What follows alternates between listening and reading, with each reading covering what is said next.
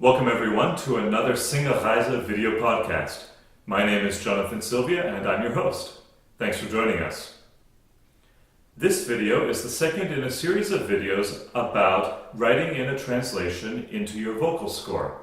We talked a little bit about why we would do this and when we do it in the learning process. We also talked about some of the most basic tools that we would need to write in the translation.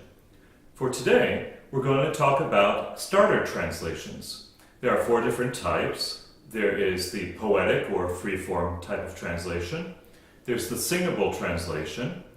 There's a line-by-line translation and a word-for-word translation. We'll go into each of these various types and talk about where they come from and what they are used for. And we'll also talk about why they are or are not useful for the project that we have at hand. So, thanks for coming by, and I hope you find this useful. Before we get too far, I want to take one step back and talk about texts. The text of a song should be considered a poem. It's an art form all of its own. It has its own syllabification, a certain number of syllables per line. It has a rhyme scheme, and it has conventions all of its own. In most cases, the author of the text is different than the composer of the song for classical music. So we need to take the text a little bit on its own terms. But of course, we have our own priority. Our priority is to get something that is going to be useful for us as we write in the words into our vocal score. That means that certain types of translations are going to be more useful than other types. The first type of translation that we'll find out there, I'll call a poetic translation, or maybe a free-form translation.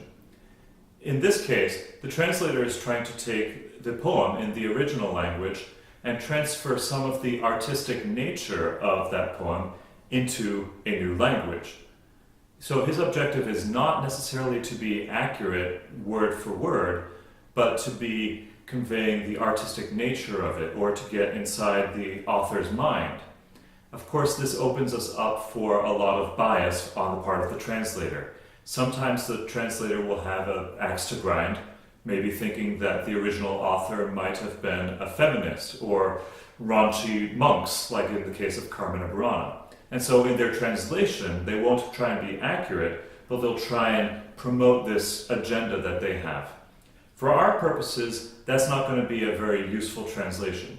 We need to be able to take things in the original language, and while we're singing in the original language, know what those words mean. So poetic translations are not very useful to us. While we're here, let's talk about singable translations. Often in vocal music, you'll see multiple lines of text. There might be the original language, and then right below it, the English language, and maybe one of them is italicized.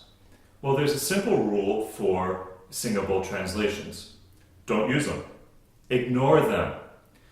Let me tell you a little bit of the reason why. In order to create a singable translation, a translator has to make a lot of compromises to the original text just to get something that works.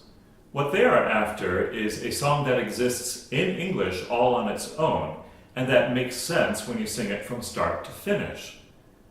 But along the way, they are swapping out words so that strong syllables line up with strong beats, and that important words are featured with higher notes. This sometimes changes the meaning of a certain line, or in the worst cases, will change the meaning of the entire song. So for our purpose, in translating and knowing what we are saying while we are singing the original language, this is just not useful. So again, if you have a singable translation, ignore it. And if ignoring it doesn't work, use a pencil and cross out that singable translation. If that doesn't work, then white it out. Do whatever you need to, but don't use that singable translation. I'm hammering on this because there are so many new students of singing that try and rely on the singable translation, and when they sing in the original language, they have no idea what they're talking about. So please, don't be that singer.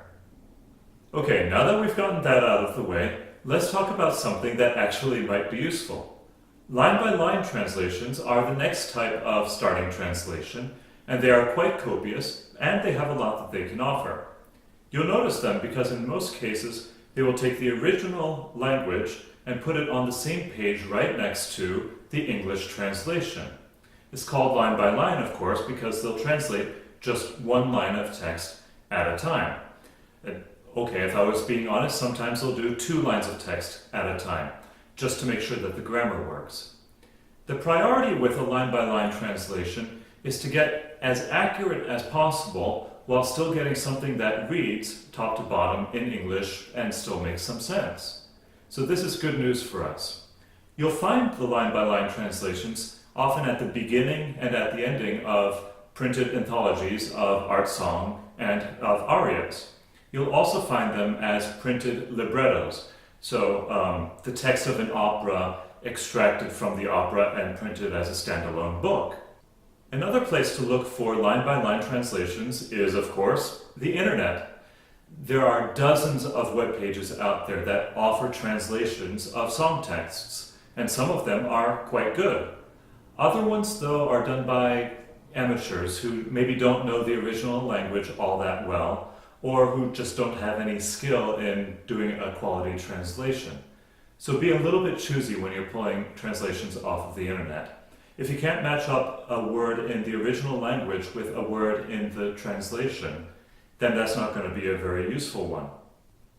Personally, my favorite place to find line-by-line translations are in CD liner notes. For example, in an opera, along with the CDs, you'll get a pretty thick booklet that will have the text of the entire opera, and it will have the original text right next to the English text, and sometimes also an Italian and a German and a French language as well. If the CD is from a good publisher, you can be assured that it's going to be a fairly good quality translation. You do have to be a little bit careful because sometimes they get a little bit wild with the translation. So again, if you can't figure out which words in the original language match up with the English words, keep looking. And you might want to get just a couple CD liner notes and do a little bit of compare and contrast and just pick the best one. That brings us to our last type of starting translation. These are word-by-word translations, and by far they are the gold standard for what professional singers use. They are designed with the professional singer in mind. The usual format for this is that they will have the original language word in there with the translation of the word either above or below it, and sometimes even the pronunciation of that word spelled out in the International Phonetics Alphabet. And it goes through every single word this way. It takes up a lot of space on the page. You will sometimes see these as a preface page prior to a song in some sort of song anthology. But usually you're going to have to find a separate publication just with translations in it. The one that most people go to and the one that most people know about is one that was created by Nico Castel, who did a multi-volume set covering almost all of the operas out there in the common canon. Every single word of the opera he's translated in this manner. There are volumes like this that exist for art song as well. Getting access to word-by-word translations can be a little bit tricky. The volumes that they come in are often quite expensive and too expensive for the individual singer. However, any university with a good music library is probably going to have the Nico Castel volumes on its shelf, and they'll have something for art song as well. So if you live in one of these cities that has a music library like this, then you're all set. Even here though, I'm going to caution you. Don't be a lazy singer. It is far too easy to take a word-by-word translation and just simply to copy out every single word verbatim into your score without hardly thinking about it. The point is to think about it and to understand the meaning of the words that you are saying. Again, I repeat, if you don't understand what you are saying, then the audience isn't going to understand what you are saying at all. The audience doesn't have a chance. So seek to understand what you are putting in there, even if that means changing a word here and there, just so that the translation makes sense in your own mind. We'll talk a little bit more about the actual writing into our score in the next video. We'll also consider a couple of other tools at our disposal, like language dictionaries and a laptop, some of the modern conveniences of modern life. So we'll handle that in the next video. But in the meantime, if you have resources that you would like to recommend to others, please leave them in the comments below. Perhaps there are websites or other volumes that you might recommend. Anyway, I hope that you got some value out of this video, and of course, if you want to keep receiving updates about when new videos are released, check out our Facebook page or subscribe to this YouTube channel. Until then, thanks for following along, and we'll see you for the next one.